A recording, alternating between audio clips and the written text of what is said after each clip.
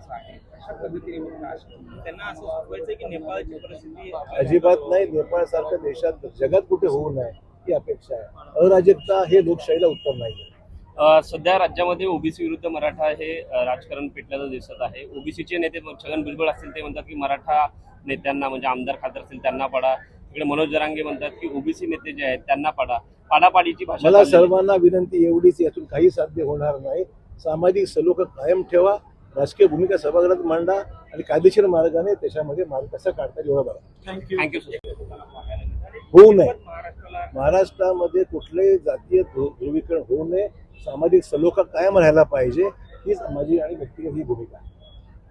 नेपाळमध्ये तरुणांनी तिथलं आंदोलन करून सरकार पाडलं, मात्र आता वोट चोरीवरनं कुठेतरी राहुल गांधी केंद्र सरकारला प्रचंड प्रमाणात टीका असं आहे की करतात. आरोप करणं सोपं आहे, परंतु ते सिद्ध करावं लागतात, मग त्या आरोपाला अर्थ असतो. निवडणूक आयोग हे कॉन्स्टिट्युशनल अथॉरिटी आहे आणि अशा पद्धतीचे आरोप करून बदनामी करणं कितपत योग्य आहे. कारण मागे सुप्रीम कोर्टाने ज्या निर्णय दिलेला आहे, सुप्रीम कोर्टाने ज्याचं जजमेंट दिलेलं आहे, त्यामुळे असं असताना अशा प्रकारचे आरोप करणं उचित नाही. राहुल गांधी असं म्हणतात राज्याचं राजकारण म्हणून मुख्यमंत्र्यांना ही सगळी गोष्ट कल्पना आहे आणि त्यांनी जे मुद्दे मांडलेले आहेत त्या मुद्द्यामध्ये त्यांनी एवढंच सांगितलं की आम्हाला आज ते बंजारा समाज VJNT आहे. माझ्या माहितीप्रमाणे 2 का 3% आरक्षण त्याच्यामध्ये त्यांना ऑलरेडी दिलेलं आहे. त्यांचं म्हणणं हेच 3% आम्हाला हे ST मध्ये द्यावं असल्याची मागणी आहे. आता त्या विषयाला काय करायचं नेमकं आणि इतरांना अडचण न निर्माण होता मुख्यमंत्र्यांनी जो निर्णय परवा घेतला हा कुठल्याही इतर समाजाचं आरक्षण काढून घेऊन कोणाला दिलं असं नाही झालेलं आहे. त्यामुळे मुख्यमंत्र्यांची भूमिका आहे की इतर कुठल्याच आरक्षण धक्का लागू नये हा त्यातला महत्वाची बाब आहे. हाही विषय मुख्यमंत्री स्तरावर शासन स्तरावर त्याची दखल घेतली जाईल. या राज्यात आरक्षणाच्या माध्यमातून सर्वात जास्त नुकसान मराठवाड्यात झालेलं आहे. त्यामुळे त्या सर्वाचे अहवाल शासनाकडे नुकतेच प्राप्त झालेला आहे. कालच नांदेडला पहिला त्यांचा जो इन्स्टॉलमेंट आहे 532 कोटीचा देण्यात आलेला आहे.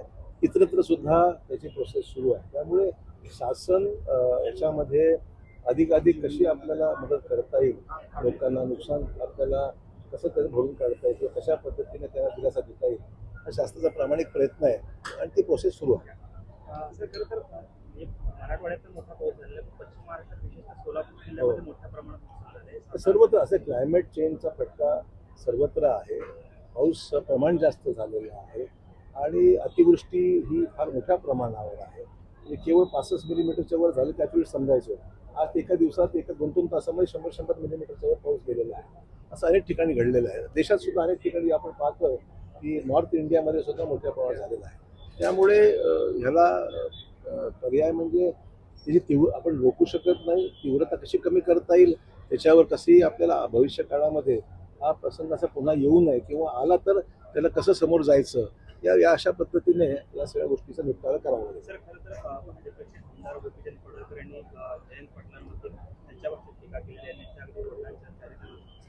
खरं तर ही भाषा चुकीचं आहे. महाराष्ट्रामध्ये जे काही ठिकाणी सुरू आहे ज्या पद्धतीने काही नेते हे अतिशय खालच्या भाषेमध्ये टीका करत, लोकशाहीमध्ये प्रत्येकाला टीका टिप्पणी करण्याचा अधिकार आहे, त्यात तक्रार नाही. मोर्चे काढण्याचा, निर्णय घेण्याचा, शासनाच्या विरोधात बोला, प्रशंसा करा, जे असेल तुम्हाला. परंतु आपण व्यक्तिगत पातळीवर जे काही सुरू आहे ते अतिशय अशोभनीय आहे.